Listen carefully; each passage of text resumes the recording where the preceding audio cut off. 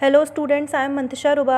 आज हम लोग 12th इंग्लिश मीडियम बायोलॉजी में अगला टॉपिक पढ़ेंगे। देखिए, हमने पिछले वीडियो में आप लोगों को एसेक्सुअल मोड के 2 टाइप पढ़ाए थे, फिजन और बडिंग। तो आज हम लोग इसका अगला टॉपिक तीसरा पार्ट पढ़ेंगे, बाई जेम्यूल फॉर्मेशन, जिसके ज़रिए भी एसेक्सुअल मोड जो होता है रिप्रोडक्शन का वो हो सकता है। देखिए, ये मोड जो है बहुत ही रेयर है, ये सारे तरीके के ऑर्गेनिज्म में नहीं पाया जाता। मोस्टली ये फाइलम पोरीफेरा के ऑर्गेनिज्म में पाया जाता है। अगर आप लोगों ने 11th में पढ़ा हो फाइलम पोरीफेरा, जैसे कि स्पंज वगैरह जो होते हैं, उनमें ये पाया जाता है मोड रिप्रोडक्शन का। तो इनमें देखिए होता क्या है, इनकी बॉडी में रिप्रोडक्शन के लिए एक अलग सा पार्ट बनता है जिसको हम लोग कहते हैं जेम्यूल।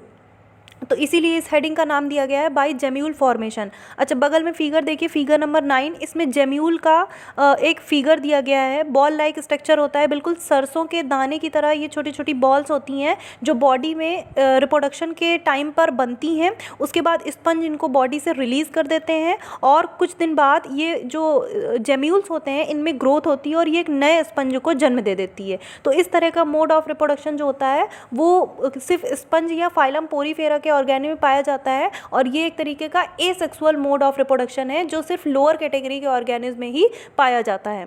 अब देखिए, अगला आप लोगों का चौथा टाइप है एसेक्सुअल रिप्रोडक्शन का, रीजनरेशन। रीजनरेशन का मतलब होता है पुनरुद्ध भवन। पुनरुद्ध भवन का मतलब होता है, ये भी आप लोगों को लोअर कैटेगरी के ऑर्गेनिज्म में ही दिखाई पड़ेगा, बहुत ही लोअर कैटेगरी के ऑर्गेनिज्म में दिखाई पड़ता है। जैसे फाइलम सीलेंट्रेटा, प्लेटीहेल्मिन्थीस के कुछ ऑर्गेनिज्म में ये दिखाई देता है। जैसे आप लोगों ने पीछे वाले उसमें हाइड्रा में बडिंग पढ़ी थी, अब उसी तरह हाइड्रा में रीजनरेशन भी हो सकता है। देखिए फिगर नंबर 10, इसमें एक हाइड्रा दिया गया है और हाइड्रा में रीजनरेशन की प्रोसेस को होते हुए दिखाया गया है। सबसे पहले देखिए होता कैसे रीजनरेशन। री मतलब होता है पुनः, जनरेशन मतलब उसका उद्भव होना, मतलब पुनरुद्ध भवन, दोबारा उद्भव होना। इसमें क्या होता है, एक बॉडी जो होती है वो 2 या 2 से ज़्यादा पार्ट में टूट जाती है और प्रत्येक टूटा हुआ पार्ट एक नए ऑर्गेनिज्म को जन्म देता है। देखिए, इसमें भी एक सिंगल पेरेंट से 2 नए ऑर्गेनिज्म का जन्म हो रहा है या 2 से ज़्यादा ऑर्गेनिज्म का जन्म हो रहा है। तो ये भी कैसा मोड हुआ सेक्सुअल रिप्रोडक्शन का, रिप्रोडक्शन का एसेक्सुअल मोड ऑफ रिप्रोडक्शन। इसमें देखिए सबसे पहले हाइड्रा जो है आप लोगों का, हाइड्रा 2 पार्ट्स में टूट रहा है। उसके बाद टूटने के बाद लास्ट में आप देखिए जो टूटा हुआ पार्ट है वो नए ऑर्गेनिज्म को जन्म दे रहा है। इसका मतलब ये हुआ कि अगर कोई हाइड्रा है वो 2 से 3 पार्ट में टूट रहा है तो वो तीनों पार्ट 3 नए हाइड्रा को जन्म देंगे। अच्छा, इसी तरह एक इसमें अलग ऑर्गेनिज्म में भी रीजनरेशन होता है, प्लेनेरिया, जिसको हमने पीछे वाले फिगर में बताया था, पीछे वाले टॉपिक में, जिसमें पुनरुद्भवन या रीजनरेशन की क्षमता जो होती है वो पूरी दुनिया में सबसे ज़्यादा होती है। उसमें भी क्या होता है कि प्लेनेरिया जो होता है उसकी बॉडी 3 से 4 पार्ट में डिवाइड हो जाती है और प्रत्येक टूटा हुआ पार्ट एक नए ऑर्गेनिज्म को जन्म देता है।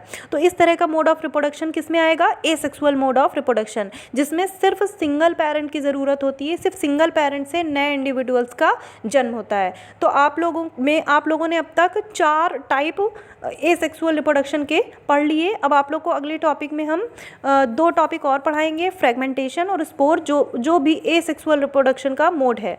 तो आज आप लोग जेम्यूल फॉर्मेशन और रीजनरेशन के बारे में अच्छे से तैयार कर लीजिएगा। इसको नोट्स में लिख लीजिए, इसका फिगर बना लीजिए और इसको अच्छे से तैयार कर लीजिएगा। बाकी का टॉपिक आप लोग को अगले वीडियो में पढ़ाया जाएगा। Thank you.